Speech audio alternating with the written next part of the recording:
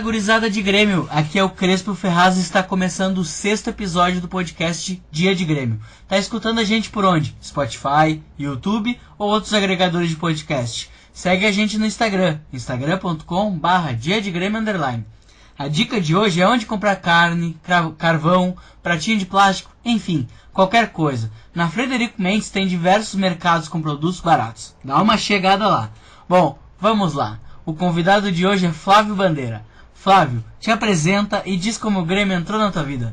Fala, Diego, tudo tranquilo, cara? Em primeiro lugar, obrigado pelo convite. Sempre bom conversar principalmente com os amigos gremistas, enfim, contar um pouco da história. Não tem muita coisa para contar, mas enfim, vamos lá, vamos aproveitar. Bom, eu sou Flávio, tenho 34 anos, sou jornalista, digamos assim, que é aficionado por esportes, em especial o automobilismo, né? Eu sou enlouquecido por corrida. Atualmente eu tenho um blog, até por sinal eu tenho que dar um pouquinho mais de cuidado no blog que é o voltafinal.com.br, né? Para quem quiser ver lá algumas coisas, em especial a Fórmula 1, que é digamos assim, é a categoria máxima do automobilismo mundial e é a minha paixão.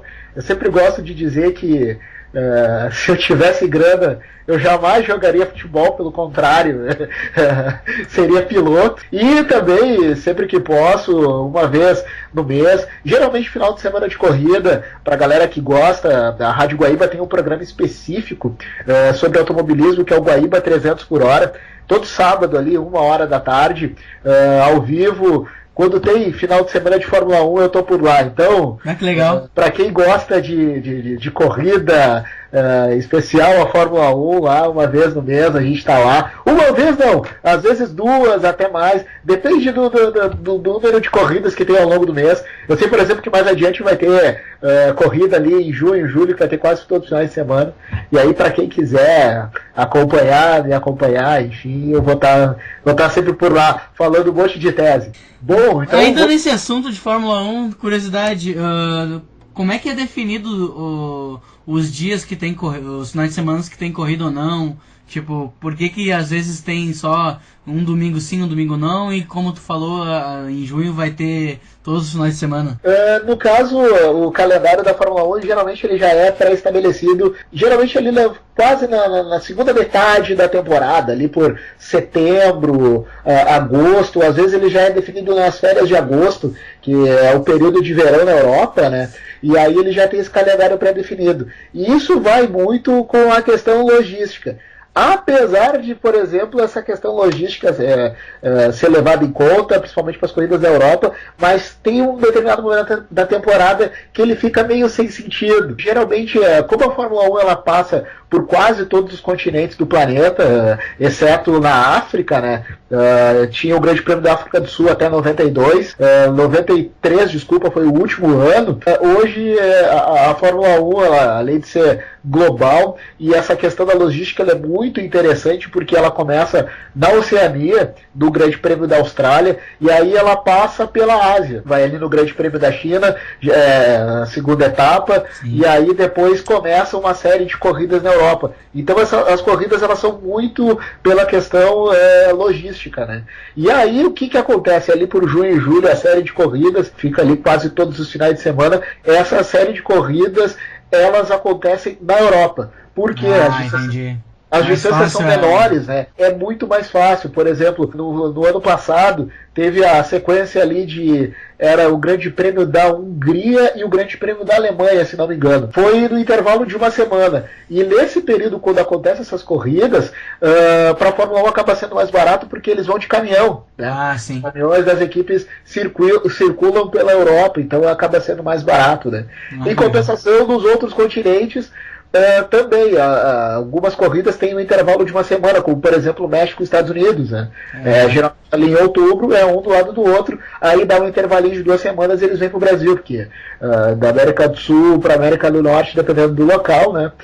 Tem essa questão do deslocamento. Mas é assim que funciona. Já tem ali o calendáriozinho pré-estabelecido, já para facilitar, principalmente as equipes menores, né, que que dependem muitas vezes até da grana da FIA, enfim, para poder sobreviver e se manter na Fórmula 1, né? Diferente de, por exemplo, Mercedes e Ferrari, que nadam no dinheiro e podem fazer, se quisessem fazer o campeonato à parte, poderiam. Bom, muito legal, já fui falar sobre futebol, mas já fiquei sabendo sobre Fórmula 1. Muito massa. Então, para começar o nosso assunto de Grêmio, fala pra nós como o Grêmio entrou na tua vida. Bom, o Grêmio, eu posso te dizer que o Grêmio, Diego, ele entrou na minha vida de uma forma até um pouco inusitada, né? Vamos começar aqui. Eu, por exemplo, eu sou de uma família de colorados, né?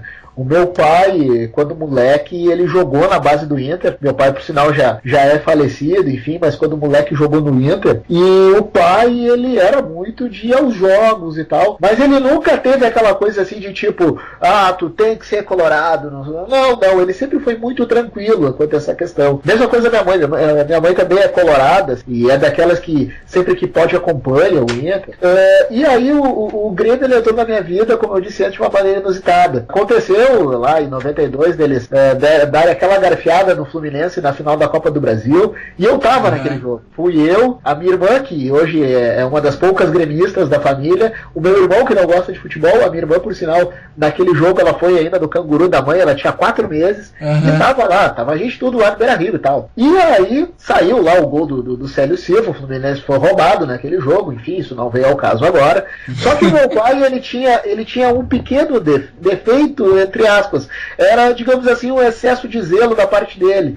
Acontecia que ele tinha aquela coisa assim, de querer sair do estádio faltando 5, 10 entendi. Jogo, e aí, né, aconteceu que os caras foram lá, ganharam a única Copa do Brasil deles, e eu não vi taça, não vi volta olímpica, eu não vi absolutamente nada. E óbvio, tu é criança e coisa e tal, eu tinha 7 anos de idade, tu quer ver isso, né, e eu não vi, acabou. Fui embora. Aí, isso foi em 92, eu já estava um pouquinho mais ligado no futebol, assistia aquele São Paulo bicampeão do mundo e tal. E aí, em 93, pai novamente leva a gente no Beira-Rio. E aí, 93, né, os caras sempre naquela draga desgraçada, e naquela época eles já meio que flertavam com a segundona que só veio muito tempo depois. Ele me levou para ver o Inter e Palmeiras. Palmeiras com aquela máquina da Parmalat, tocou neles, tocou 3-0 no primeiro tempo, eu nunca me esqueço que eu estava atrás daquela goleira, e o Edmundo se escora na trave e faz um gol de calcanhar daqueles assim, de mandar o torcedor embora para casa. Acabou, 3-0 e coisa e tal. E na volta do jogo, né, o pai deixava o carro ali perto dos eucaliptos ali, e para nós era uma baita de uma caminhada, né? Sim. E na época eu ainda morava no Jardim Botânico, e eu na volta para casa e tal, e ele, puto da vida, porque o Ita tinha perdido e tal, e eu ali bem de boa, e eu falei, eu não vou torcer pra esse time, não tem que torcer pra esse cara, esse time só perde e tal. E quando ganha, tu não vê eles levantar a taça. Exatamente. E aí, né, ficou aquela coisa, ele me olhou com uma cara assim, como quem diz, deixa assim, né.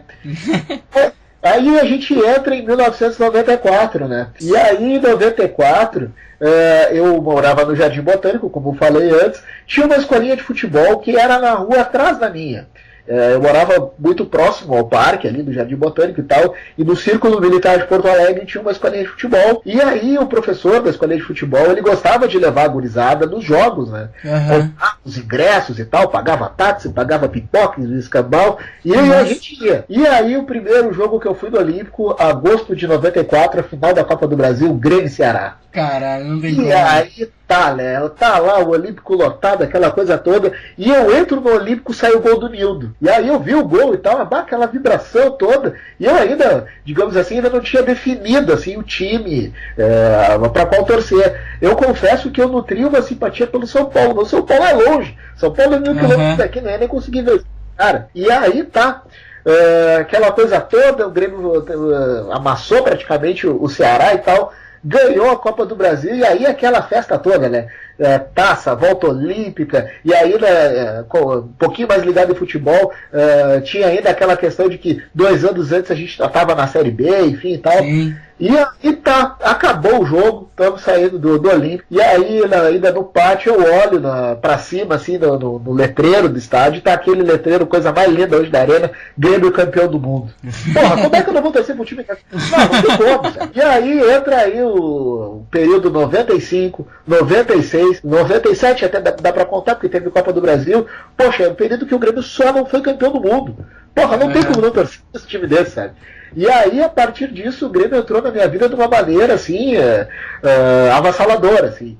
E avassaladora no sentido, assim, de paixão mesmo, sabe? Eu ainda ali pelos meus 10 anos ali, eu tinha digamos assim, uma frustração de não poder ir no Olímpico para sentir um pouco mais o que foi aquela Libertadores de 95, Sim. que eu vinha de casa, ainda com o pai ainda meio reticente, ainda não querendo aceitar o meu gremismo e tal, mas aí, ao mesmo tempo também meio que apoiando, no sentido de tipo, pá, o guri tá feliz, então segue o baile, né? A mãe também a mesma coisa, ali em 95, ela, durante muito tempo ela foi funcionária do Estado e tal, e aí ela um dia apareceu com o kit todo do Grêmio e tal, e aí ali só foi ladeira abaixo, né? Ou ladeira acima, como queiram, né?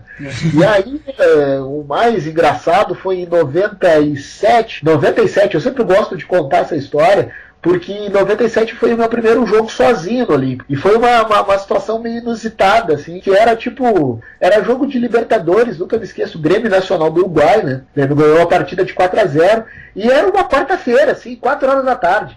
E aí eu fiquei pensando, não vai ter ninguém no Olímpico, vai estar vazio, vai estar bem de boa e coisa e tal. E eu tinha dado caô em casa que eu ia pra aula, né? Óbvio, ia pra aula, né? Chego no Olímpico, assim, eu achando que o Olímpico ia estar bem de boa. Poxa, 40 mil pessoas numa quarta-feira de tarde, assim, pra ver Grêmio. Eu fiquei pensando, meu Deus do céu, eu e mais 39 mil vagabundos aqui vendo esse jogo. Era tudo festa. E eu nunca me esqueço que o Nacional era treinado pelo De Leon, e a galera fez uma festa pro De Leon e tal. E ali foi o meu primeiro jogo sozinho, assim, no estádio e tal. E eu sempre tenho esse jogo como um marco, que ali, desde então, foram pouquíssimos jogos que eu deixei de assistir no estádio, seja no Olímpico, na arena, assim. E aí, a partir disso, só veio, assim. Claro que, assim como outros que também passaram aqui pelo canal, tem a sua história, ao longo do tempo, eu, no caso, já vi cada jogo que eu vou te contar, né? É aquele jogo que tu tá na arena e tu fica pensando, porra, o que eu tô fazendo aqui? Mas aí tu fica, né, aí pensa assim, tô vendo o Grêmio, né? Segue o baile, né? Vamos lá. Eu tive esse mesmo pensamento mais recentemente em Grêmio e Juventude, naquele 6-0, sabe? No Gauchão. Sim. O que eu tô fazendo aqui, velho? O jogo tá ganho, o campeonato tá classificado. O que eu tô fazendo aqui? Mas não tava lá. Não, o cara, porra, tô aqui e tal, né? Isso aconteceu agora recentemente, foi no Grêmio Veranópolis, no Gauchão, que foi numa segunda-feira, 8 horas da noite, né? Sim. Eu trabalho na região dos Sinos, ali em São Leopoldo, né? E aí eu saio do trabalho 6 horas, 6h30, vou direto, né? Eu fiquei pensando, poxa, segunda-feira eu tô aqui e tal. E aí até um amigo meu, Grêmio Veranópolis e tal. E aí agora eu tô dando aquela explicação que é o seguinte, né? Toda virada de mês, a mensalidade bate no cartão, né? Então tu tem que justificar. Então esse é o meu argumento desse jogo tenebroso. Sim. Então, digamos assim, às vezes é enjada, dependendo do jogo, no sentido de, às vezes tu encara chuva, tu encara frio, encara jogo ruim também, isso é normal do futebol, quem tá assistindo futebol sabe que vai ter aquele jogo que é medonho pra caramba, que tu, como a gente falou agora, fica se perguntando o que eu tô fazendo aqui, mas aquele prazer, aquele amor de tu assistir o teu clube do coração, digamos assim, supera tudo, assim. Uma coisa que eu te confesso, que pra mim tem sido até um pouquinho frustrante, assim, que de um tempo pra cá, isso acho que de dois anos pra cá, como o meu ritmo e principalmente a questão da profissão me demanda muito tempo, eu não tenho conseguido muito aproveitar o pré-jogo, sabe? Ah, sim. Aquela coisa assim de tu chegar no estádio com o tempo, tu ver a galera e tal, nem que seja pra bater um papo, pra dar um oi, assim, isso é uma coisa que tem me deixado frustrado e faz um tempo que eu não consigo fazer, assim. Eu quero ver se agora, principalmente os jogos de Brasileirão, domingo e tal, eu consigo chegar mais cedo, passar ali na Isa, no Ito, seja o bar ali que for, que sempre tem uma turma legal, dá um abraço na galera. É algo que eu fazia na época de Olímpico, fazia no início da Arena e que meio que se perdeu por conta da rotina, assim. Chega a dar uma pequena frustração, assim. Mas é do jogo, faz parte, né? Não tem muito que... Eu acho uma das melhores coisas do jogo, o pré-jogo, né, no caso. Sim. E tem uma coisa que tu falou ali, que vai nos jogos do Grêmio, é o time do coração e tal, e é sempre emocionante. E tem uma coisa no Grêmio, que é um negócio assim, tu nunca vai conseguir assistir um jogo tranquilo. Nunca vai sentar e não vai ter... vai passar raiva, vai conseguir ver o jogo calmo. Como, por exemplo, o Grêmio Santos, esse último agora, que eu pensei assim, vou sentar aqui agora e só vou ver um baita jogo. Aos 5 minutos eu já tava passando raiva, velho. Tipo, o Grêmio, isso é tu não consegue ver o jogo do Grêmio tranquilo. Isso é impressionante. Não, é impressionante e é incrível, assim, que nessas horas, eu sempre evoco uma frase de um amigo meu, o Fábio, que também é outro gremistão, mora ali no Jardim Botânico. Ele diz assim que o Grêmio ele é um time que ele leva o seu torcedor ao limite. Uhum. Isso em todos os sentidos. É o limite da raiva, é o limite da emoção, ele te leva assim, eu tenho assim um exemplo recente, e isso foi na Libertadores agora do ano passado, do Grêmio Estudiantes. Uhum. E no Grêmio Estudiantes fazia muito tempo que eu não levava o meu primo no jogo. E o meu primo, que o pessoal que vai ouvir o podcast aqui não me entenda mal, o meu primo é o gremista de ocasião. Sim. E o gremista de ocasião, ele é irritante. Me desculpe aqueles que não têm a oportunidade de estar em todos os jogos. Isso é uma coisa perfeitamente compreensível e tal. Óbvio que, né, seria ótimo que todos os gremistas pudessem ir a todos os jogos. Sim. Mas o meu primo é o cara que só quer jogo bom. Ele só quer jogo grande. A final do Gauchão, agora ele queria ir de qualquer jeito. Não vai na final do Gauchão. Ele quer ir como acompanhante sócio e tal, né? Sim. E aí, desse do Grêmio Estudiantes, eu confesso que até foi uma vez que eu posso dizer que eu tomei um susto, assim. Porque tava naquela tensão, e o jogo empatado, e o gol não saía, e o Grêmio estava sendo eliminado, e ele só corneteando, só enchendo o saco, corneteava, e eu tava, e aquilo tava me irritando, assim, tava subindo sangue, assim, fiquei pensando, eu vou avançar nesse cara agora. E aí eu fico pensando, não, Fábio, calma, ele é o teu primo, calma. Essa vontade que eu tinha de jogar ele do quarto andar. E aí saiu o gol do Alisson ali na última bola do jogo. Eu confesso que eu esqueci o gol e comecei a xingar ele. Mas xingar, tu veio aqui pra incomodar, não sei o que, e tal. E aí fomos pra aquela tensão dos pênaltis, né? E pênaltis é aquela máxima, né? É muito legal assistir cobrança de pênalti quando é teu time, né? Quando é o teu time que tá jogando, velho, assim, vamos combinar, né? Não passa uma agulha, não passa absolutamente nada. Na final do Gauchão foi assim. Quem disser que tava tranquilo e tal, tá mentindo. Não tem como tá tranquilo. Não existe. E aí, contra Estudiantes e tal, deu tudo certo, o Grêmio classificou e coisa e tal. E eu tava naquele jogo, e aí entra aquela questão do Grêmio te levar ao limite. No final do jogo, isso foi a primeira vez que aconteceu na minha vida, eu senti o meu lado direito do corpo ficar dormente, assim. E aí eu tive que sentar na cadeira. E aí eu me sentei na cadeira, eu tive que esperar, sem mentira nenhuma, uns 5, 10 minutos para me levantar. E como eu fico lá na Superior Sul, o meu portão ele é do lado da hamburgueria, né? Sim. E aí eu esperei, digamos assim, melhorar um pouco.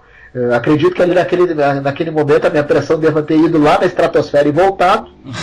E aí fui ali na hamburgueria, peguei uma aguinha e fui pra casa tranquilo. Ainda tive que deixar aquele mala em casa, né? E aí ele tava feliz da vida, classificado e tal.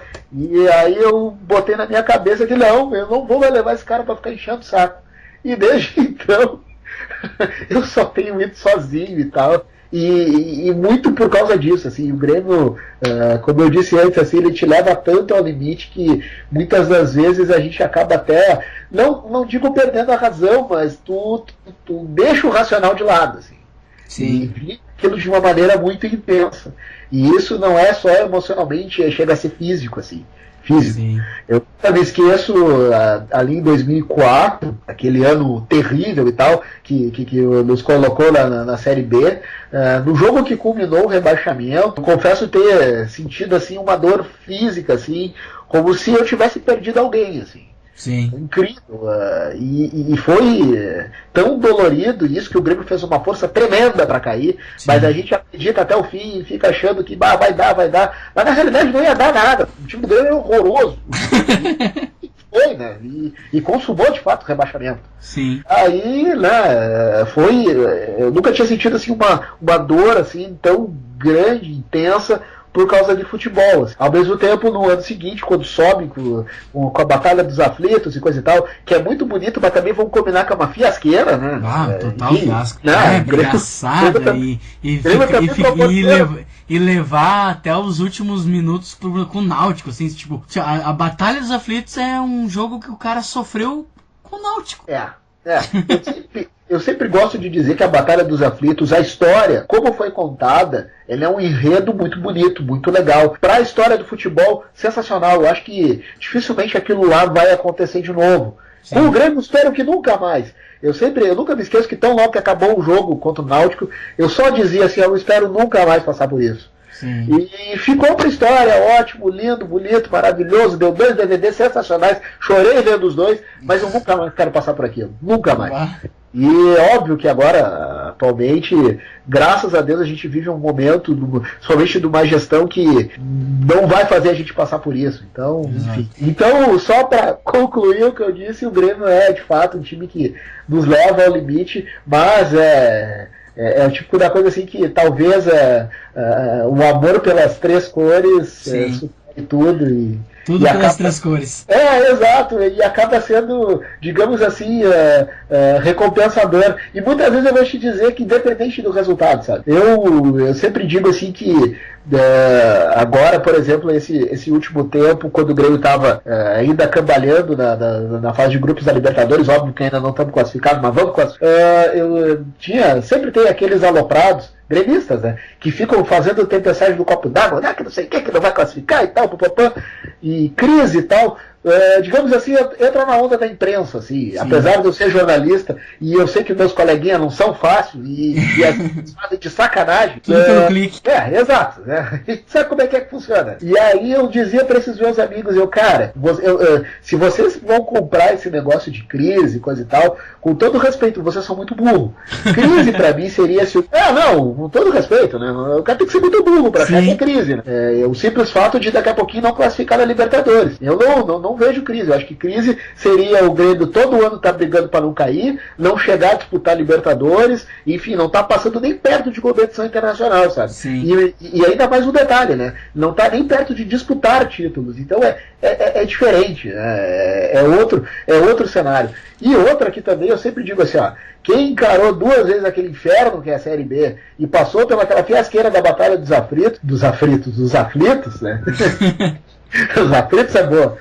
Que passou pelaquela fiasqueira dos Aflitos. Olha, o que aconteceu, esses reveses da Libertadores, os 15 anos também sem absolutamente nada. Nossa, é fichinha. Não... Tudo isso constrói caráter, né? Claro, eu sempre digo, principalmente do lado de lá, né? O lado de lá, ali da Beira-Rio, ali, é uma galera oportunista pra cacete, né? Era muito engraçado que há 2 anos atrás estavam tudo pianinho na Série B. Aí foi só ganhar uns joguinhos e coisa e tal, um pouquinho antes das finais do Gauchão, estavam assim, digamos, como diria minha avó, com as unhas desse tamanho, né? Sim. Estavam assim, dizendo que não, ser campeão gaúcho e tal, agora não, vamos resolver e tal. Não, beleza. Vamos combinar que o time ali da beira do lago ali é horroroso também, né? É outra coisa pavorosa. É uma enganação, o treinador não sabe treinar, ele tira os melhores, entre aspas, do time, ele consegue tirar na hora que não tem que tirar. Eles vão cair de uma forma... E e o que me deixa, não triste, mas... a gente nunca mais vai ver Grenal jogado por causa do Grenal de 5-0, né? Não. Os últimos Grenais, eles estão entrando com medo de levar um totó de bola, que é botar os 11 atrás da bola e ficar esperando o Grêmio. Não, e eu te digo mais, assim, isso acontece principalmente, claro, na arena, né? Porque eu tenho uma teoria assim, Quem já tomou 4-1, quem já tomou 3-0, quem já tomou 5-0 na arena, é aquela história, né? Vai, mas não vai muito, né? Sim. Porque sabe que é aquela coisa assim, ó. Se tem um estádio hoje aqui na capital que de fato faz assim a pressão, a questão local valer, quando a galera tá a fim de pegar junto, esse estádio é Arena. Não, daí isso aí que tu falou, a gente entra na parte do gremista de ocasião, que deu pra notar muito em um jogo da Libertadores e no Grenal da final do Gauchão. Naquele último jogo da Libertadores que teve antes da final do Gauchão. Que foi, tipo, 35 mil e foi uma pressão do caralho, né? Sim. E aí no Grenal, quando muda o público, né? Vai 50 mil, mas é os gremistas de ocasião. Tu sente que tem um buraco no estádio, tá faltando aquela pressão, sabe?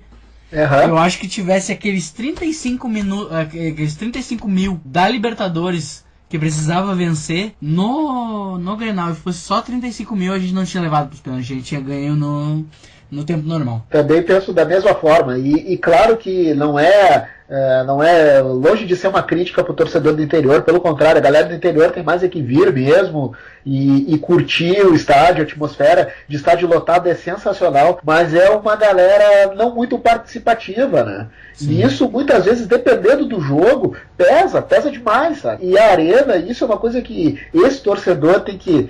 Não digo ter a consciência, que isso sou eu para dizer que o torcedor não tem ou não tem consciência, não é isso. Sim. Mas o torcedor tem que pelo menos ter aquela pequena noção de que, tipo, isso aqui, como a galera perto ali em cima, sabe, dá para fazer uma pressão absurda, sabe, em cima do adversário. E fazer isso a nosso favor. O abafa mesmo. O que foi, por exemplo, a final contra o Galo, contra o Lanús aqui, que a galera pegou junto quando a coisa tava complicado, sabe? É isso. Que lá do outro lado não tem. Não tem. Eu sempre pego assim um grande exemplo, agora o Grenal que a gente venceu, no ano passado o Grenal do Gauchão, que a gente ganhou de 2-1, que poderia ter virado o primeiro tempo com 3-4-0 natural, o Grêmio dando um show de bola lá na casa dos caras, era 10 minutos de jogo, os caras já estavam já vaiando, sabe? Sim. E isso é uma, digamos assim, uma qualidade na nossa torcida que não tem isso, sabe? A galera pega junto até o final, assim, se for o caso. Mas às vezes falta esse elemento da galera, sabe, cantar junto, botar pressão em cima do adversário. Sim. Acho que de fato, assim, se o pessoal tivesse um pouquinho mais imbuído do espírito de ficar em cima, ficar aloprando mesmo, acho que principalmente a final do Gauchão ela não teria ido para os pênaltis, não. Acho que o Grêmio teria resolvido o tempo normal. E é uma questão de entender a importância do jogo. A galera que foi na Libertadores entendia a importância do jogo. A galera que foi na final do Gauchão queria comemorar. E às vezes não é só ir comemorar. E só deixar bem claro que a gente entende que é caro o ingresso, que tem toda a dificuldade, mas quando forem, tentem ir nos jogos pra... Quando o jogo for importante, tentem ir no jogo pra fazer aquela pressão. Pode até fazer pressão sentado, mas faz a pressão. Exato, e isso foi bem ou mal, faz diferença. Por quê? Porque quando a gente sabe que quando a gente está jogando fora... não tem facilidade, sabe? Não tem a torcida adversária fazer carinho no nosso time. Então quando a gente está jogando em casa é isso aí, tem que, sabe, claro, dentro do limite da civilidade, né? Enfim, né? Não precisa jogar coisa no adversário, não precisa jogar nada em campo. Que nem aquela vez, agora recentemente o torcedor do Vasco queria jogar o tênis no campo. Não, pessoal, não façam isso.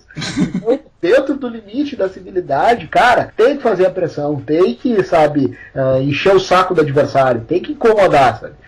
Fora de casa, dependendo do time, eles fazem o diabo com o Grêmio. Então tem que fazer o cara se sentir num ambiente hostil, sabe? Sim. Mas dentro da civilidade, né? Com certeza. Outra coisa que eu queria falar ali, quando tu falou que tu sentiu a dor no peito, teve que passar 5 minutos paradinho. Cara, o Grêmio faz isso com o cara. Tipo, teve acho que um jogo da Libertadores do ano passado que as minhas costas travaram muscularmente, assim, sabe? Eu comecei a ficar tipo o Dr. Chapatin, assim, ficar curvadinho, Chaves piripaque ali, e eu tentando levantar e tava tudo travado, porque tava tudo nervoso, assim. Eu entendo completamente quem passa mal em jogo, assim, porque o cara foi se travando sem perceber que tava travando, coisa de louco.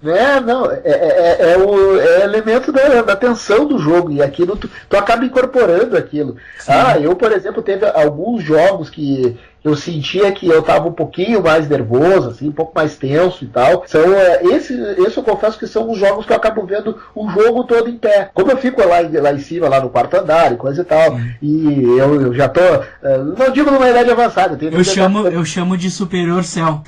Exatamente. 95 degrauzinho de puro exercício físico. Porque vamos combinar que é alta, assim. Então, tipo, a maioria dos jogos, óbvio, fica ali sentadito na cadeira, de boa. Mas se é um jogo decisivo, um jogo mais tenso, eu não consigo. Eu preciso ver o jogo todo em pé. E aí eu fico ali na boca ali da saída pra área interna ali da arena, né? Então, se é um jogo mais tenso, preciso ficar em pé, sabe? Senão, aí, com o risco de acontecer o que aconteceu contigo. De travar as costas, daqui a pouquinho dar pressão ir lá pra estratosfera e voltar. Então, não, vamos ficar de pé e tal. Aí, claro, o joguinho mais tranquilo, o jogo do gauchão. Jogo do gauchão, geralmente, é o tipo do jogo que eu gosto de levar aquele amigo que nunca foi, ou que nunca vai, ou que é o pé frio. Que sabe, que é pra.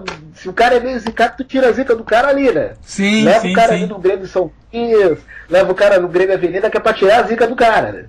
Então eu sempre digo que o gauchão pra isso. Deixa eu te perguntar, lá quando tu falou que em 1992 tu foi na final da Copa do Brasil, Inter e Fluminense, foi o teu primeiro jogo no Beira-Rio? Foi meu primeiro. Eu, ao longo da vida, eu fui em 3 jogos no Beira-Rio. Isso que eu queria perguntar. Tu foi em 1992, depois tu foi lá no Inter e Palmeiras. E aí, em 93 eu assisti uma vitória deles, que era o Inter e Botafogo. Me lembro que eu me esqueço que era um domingo de tarde, assim, mas meu pai pegou lá os ingressos, coisa e tal. E aí, vamos ver o jogo, tá? Era Inter e Botafogo. Foi lá, ganhou e tal. Eram 2 times horrorosos, né? O que tu pode esperar de Inter e Botafogo, né? Coisa boa que não deve ser, né? Ainda mais em 93. Isso, 93. E aí foi o... Esse foi o penúltimo jogo que eu assisti no Beira-Rio. Aí depois foi o grande Inter e Palmeiras que o Edmundo fez a festa, enfim. Passou em cima da linha, fez o diabo lá com os caras e tal. Mas foram 3 jogos oficiais, né? Sim. Depois, com o passar dos anos e tal, eu sempre tenho uma coisa assim que isso não é uma dica e tal, não entendam dessa forma e tal. Que, por exemplo, eu venho de uma família de colorados, né? Então eu procuro, principalmente dia de clássicos e tal, enfim, tem aquela brincadeira, eu comento muito com alguns primos colorados e tal, mas essa rivalidade, até dentro da família, ao longo dos anos ela me ensinou uma coisa que é muito importante, que é não se portar como idiota, sabe? Com certeza. Tem muita gente que esquece isso. Ofende, briga full, não dá, né? Exato, sabe? E eu sempre penso muito assim nas meus familiares, enfim, da mãe que é colorado, o pai que era colorado, o pai que até no fim da vida ia a alguns jogos do Grêmio comigo, um dos jogos mais legais que eu assisti no Olímpico, ele estava comigo, e aí isso assim, ao longo dos anos eu aprendi muito isso, assim. E também, apesar de toda a rivalidade, tu também deve ter grandes amigos colorados. Sim. E tal. E eu tenho vários até, gente que até nem mora em Porto Alegre, mora fora daqui. Então é uma coisa assim que a rivalidade me ensinou. Tem a flauta, tem a zoação, óbvio que eu nunca vou querer perder pro Inter, independente de ter mãe e pai colorado, jamais vou querer perder pro Inter. Mas também não tenho coragem, não tenho saco pra tal da torcida mista, porque eu sei que se sair o gol do Grêmio e se daqui a pouquinho eu estiver na torcida mista do Beira-Rio, cara, é capaz de dar uma confusão, então eu prefiro evitar, sabe? Não, torcida mista é um acochinhamento que não precisa. Não precisa, dá pra... Não é à toa que ela, a cada ano que passa ela tá menor, porque não é legal. A galera vai num Grenal, não tem aquela experiência. O negócio é ir, vai lá, faz os cânticos contra o outro time, mas aí tu vai cantar e do teu lado tá uma pessoa que tu gosta, e aí é diferente. O bom é tu cantar pro aquele colorado que tu idealiza, sabe? Mas que tu não conhece. Mas tu vai olhar pro lado, que eu vou xingar. Por que eu vou xingar o meu amigo aqui que tá do meu lado? Né? Perdeu o respeito com ele. Se uma música cantada de um jeito diferente pode ofender ele, né? no caso. Sim, sem dúvida, sem dúvida. E nesse ponto, até eu me recordo de um amigo meu que a gente até há pouco tempo, isso eu até não comentei, a gente teve o nosso canal, né, do Facebook ali, do YouTube, que era o Respirando Grêmio. Agora a gente deu uma pausa porque o pessoal tem que trabalhar, tem que arrumar dinheiro e coisa e tal. Ele ainda tá no ar? Ele tá no ar só no Facebook.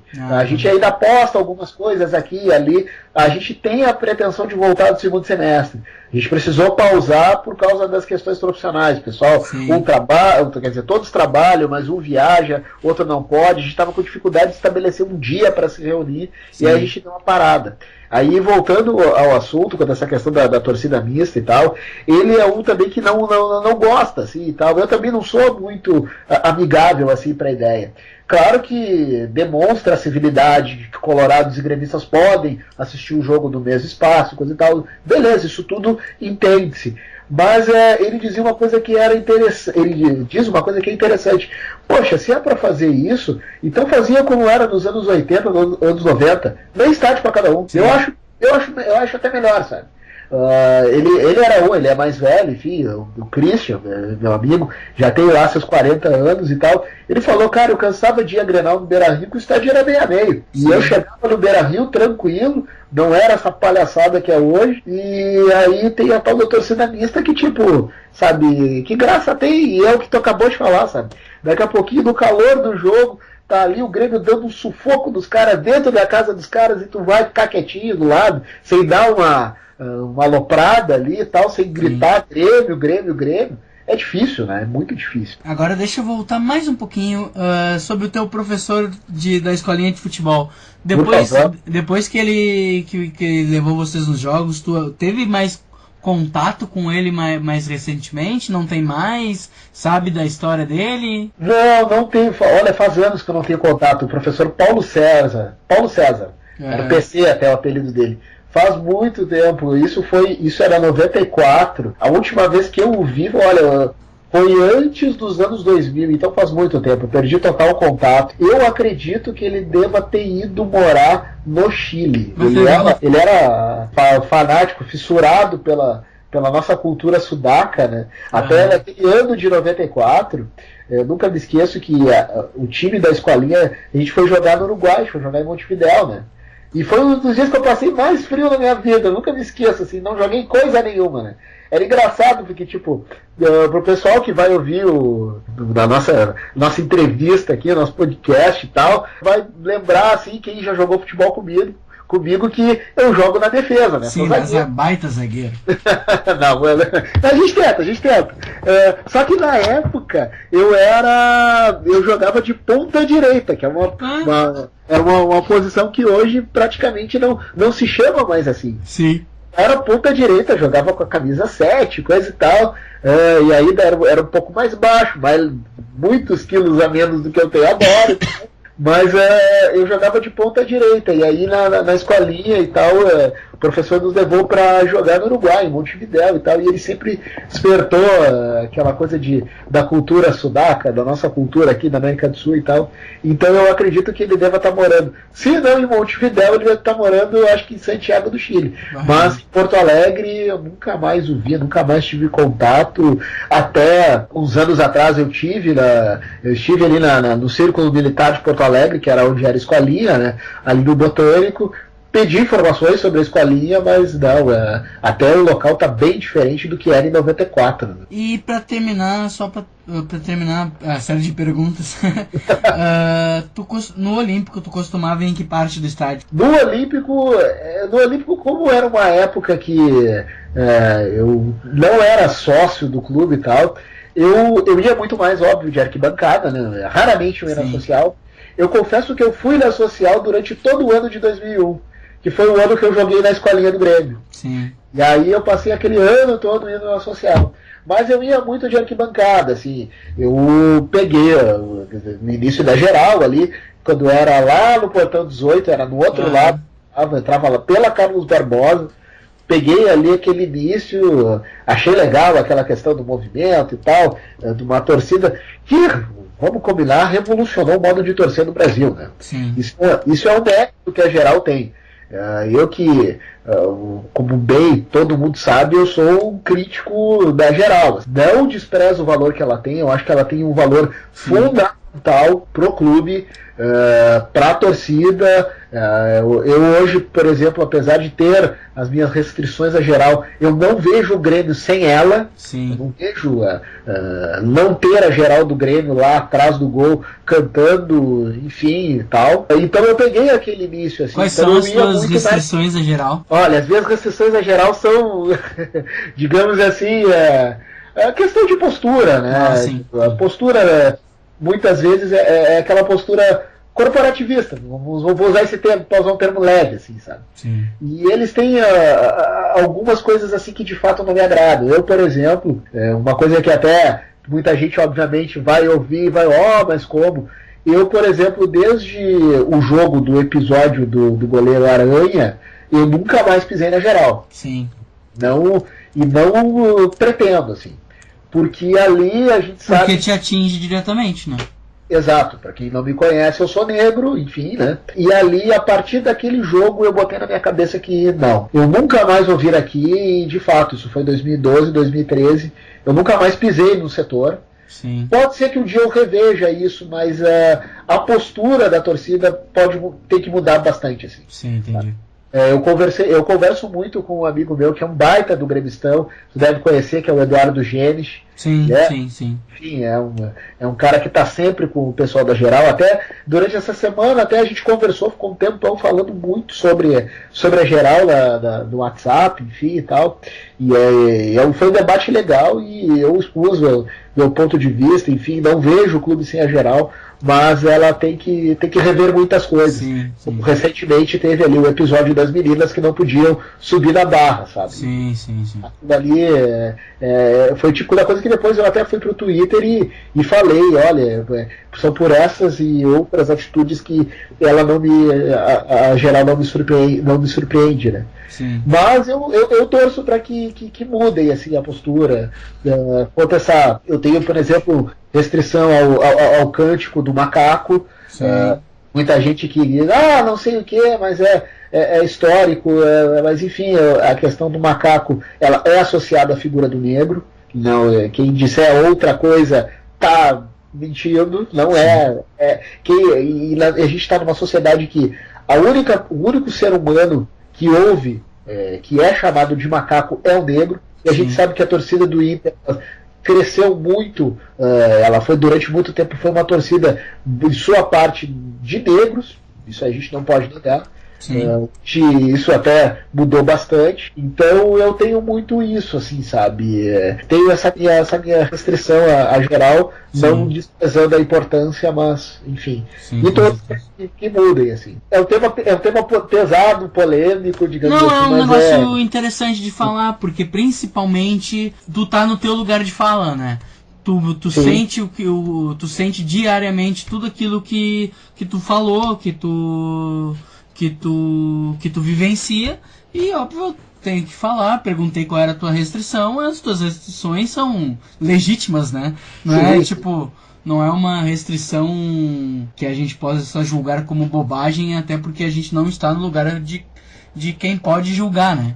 Uma boa parte das pessoas não vivenciam isso, né? Não, e sempre, claro, deixando bem claro, eu tenho muitos amigos que vão ali, que gostam, que são pessoas que eu adoro, que saem do estádio, vamos tomar uma cerveja, vamos comer uma pizza, vamos, mas ali no setor não vai me ver.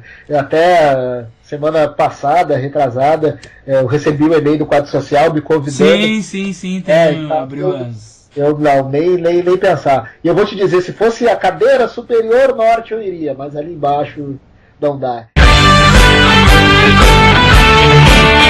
Então vamos para a segunda parte do podcast, que já está comprido, mas que papo bacana que a gente está tendo. Dias ou dia de Grêmio inesquecível, aí vai do que tu viveu. Se tu bebeu e comemorou o título, ou se tu viu em casa, mas foi marcante, conta a tua história. Bom, ao longo de 34 anos foram inúmeros dias de Grêmio, enfim. Eu acho que eu ficaria horas e horas contando, também teria horas e horas contando, mas eu vou tentar lembrar um que eu tenho contado recentemente, seguido por alguns amigos. Acho que a final da Copa do Brasil agora, de 2016, acho que foi um dia de Grêmio pra lá de inesquecível, porque, óbvio, a gente tinha toda aquela carga dos 15 anos, sem títulos, enfim, a gente sabe toda a história, né? E aí, o dia de Grêmio eu vou botar no plural, vou colocar dias de Grêmio, porque vai desde o primeiro jogo, né? No primeiro jogo lá no Mineirão, eu me lembro que eu fiz todo um ritual para assistir o jogo e tal, depois de muito tempo sem ver o Grêmio numa final, enfim.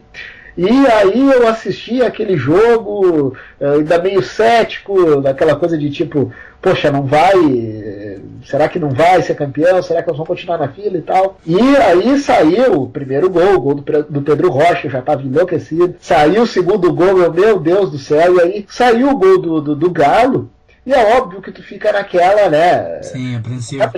Tu fica na preocupação, né? E aí até nessa semana no Twitter, não me lembro quem postou o gol do Everton, o terceiro gol, que ele é inusitado pela arrancada do Jeromel, curtindo uma de lateral direito.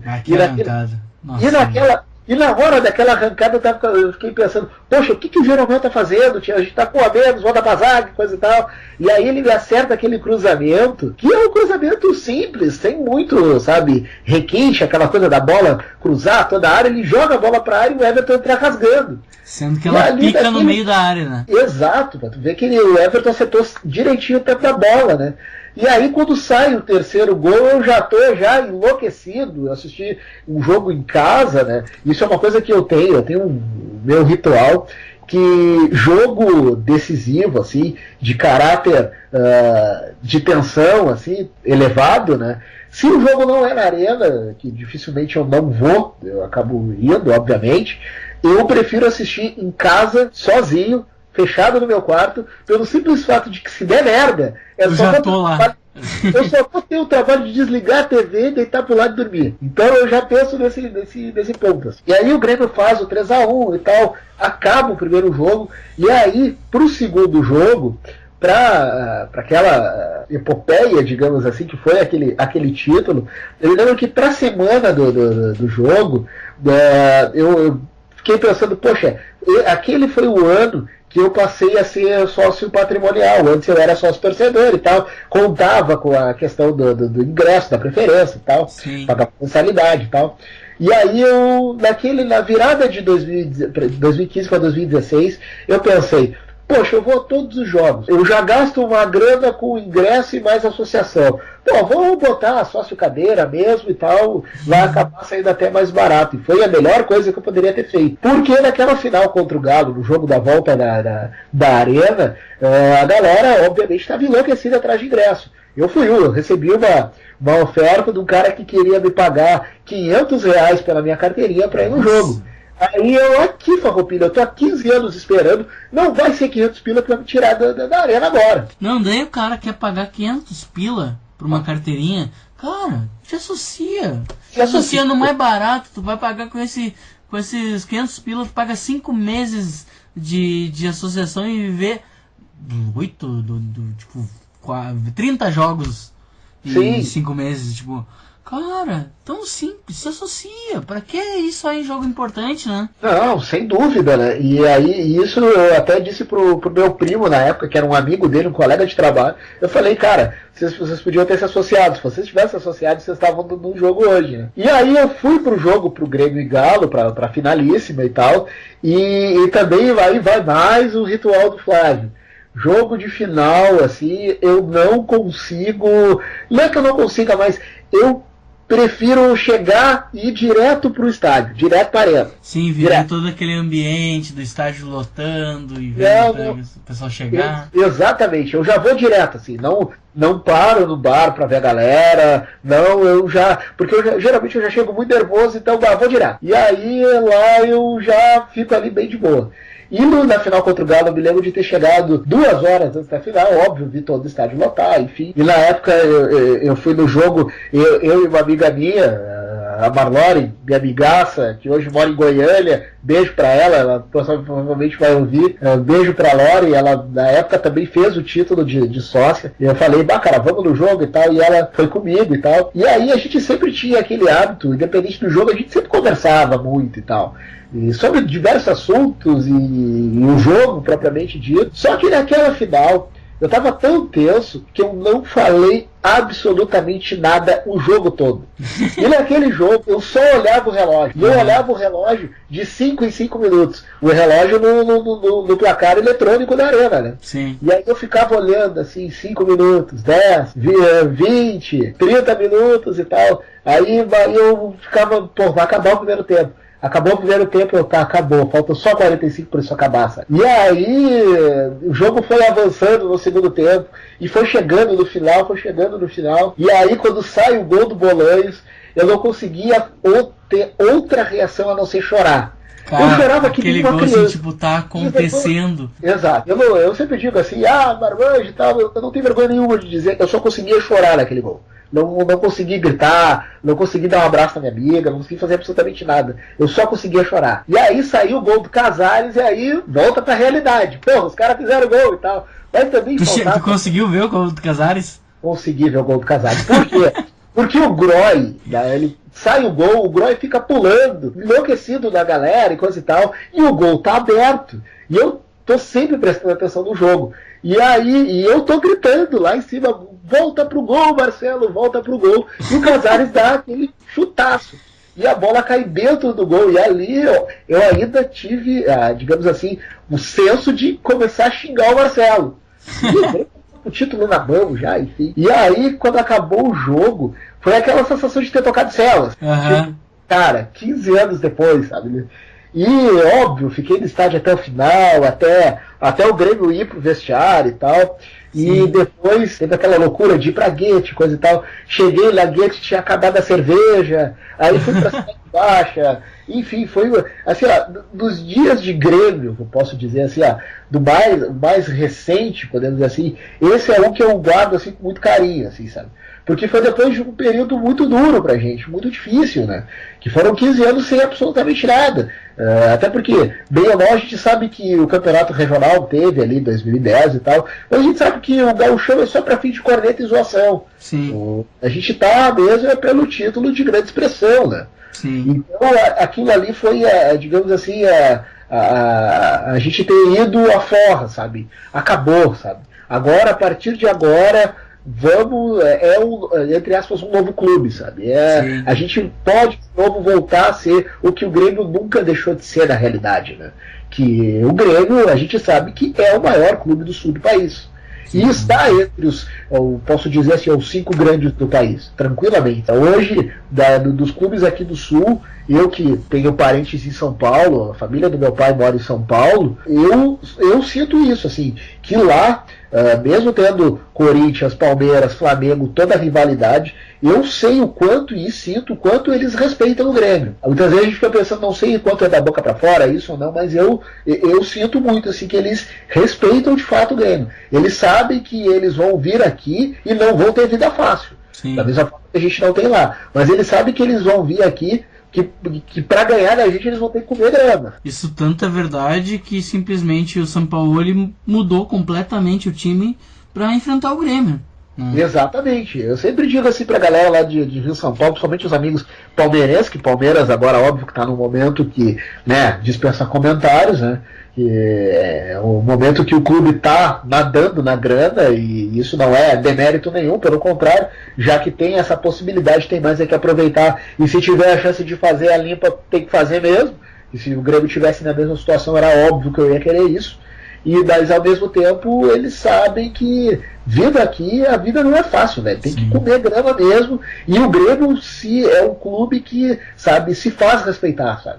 Se faz respeitar. Enquanto, por exemplo, lá na Beira-Rio, e agora vamos falar um pouquinho do Corinthians, os caras acham que tem uma rivalidade com o Corinthians, e eu tendo amigos corintianos, eles mesmos dizem que, olha, se tem rivalidade é da parte deles, porque para nós o Inter e nada é a mesma coisa, sabe? Sim. O Grêmio, ele é um clube que se faz respeitar. Ele vai até lá, vai a São Paulo, vai no Rio, vai em Minas, encara luta até o fim, e eles, lá em cima, eles respeitam, eles sabem que quando vão topar com o Grêmio, eles sabem que a parada é torta, o negócio não é bem assim, né? Sim. E isso é muito legal, assim, pra nós.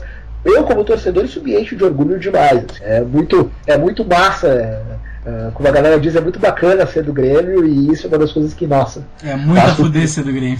Exatamente. Matou a charada, é isso aí. E tu te lembra de mais algum dia de Grêmio inesquecível que tu queira comentar aqui?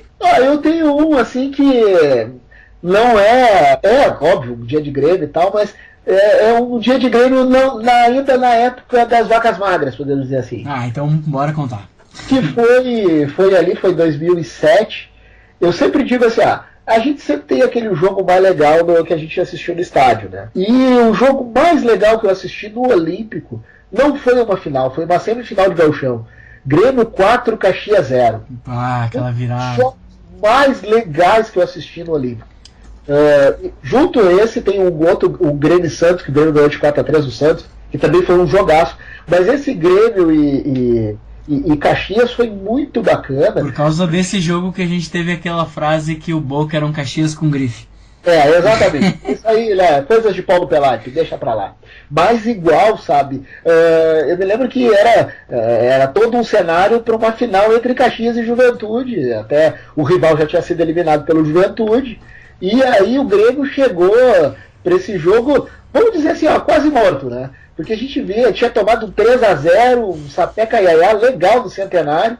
E aí, tipo, aquele jogo, assim, quem foi no Olímpico naquele jogo, assim, era o herói. Porque, tipo, se ganhasse, beleza, ganhamos e tal.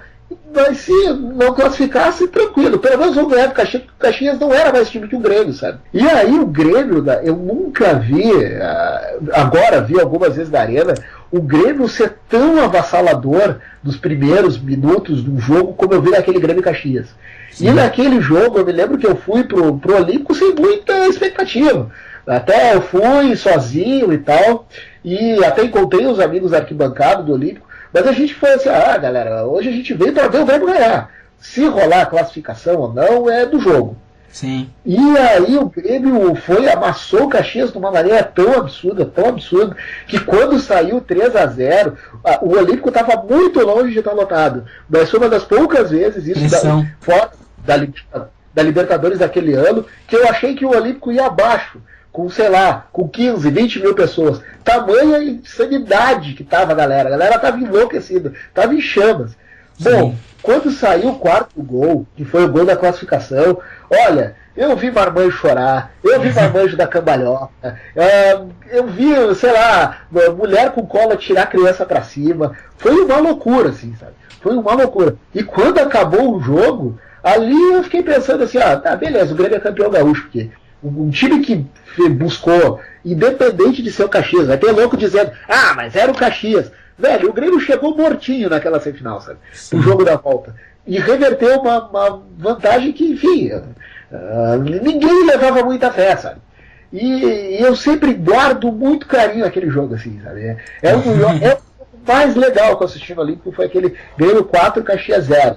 E ali, aliás, não só aquele jogo, aquele time de 2007, eu tenho um carinho muito forte pelo aquele time. Porque o time era muito aguerrido. Era muito aguerrido. E foi um ano que, foi talvez o único ano, tirando, acho que 2017, que teve ali a Libertadores, que houve uma sinergia time-torcida do estádio. Sim. A gente sabia que o Grêmio ia fazer uma fiasqueira fora de casa, mas em casa ia dar um jeito de resolver, e resolvia. Sim.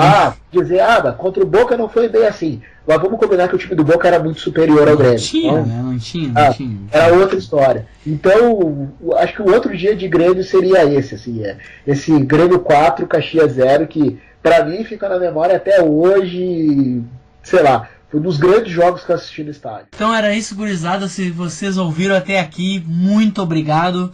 Muito obrigado, Flávio. Foi um baita podcast, uma baita conversa, é muito enriquecedor saber as histórias da torcida.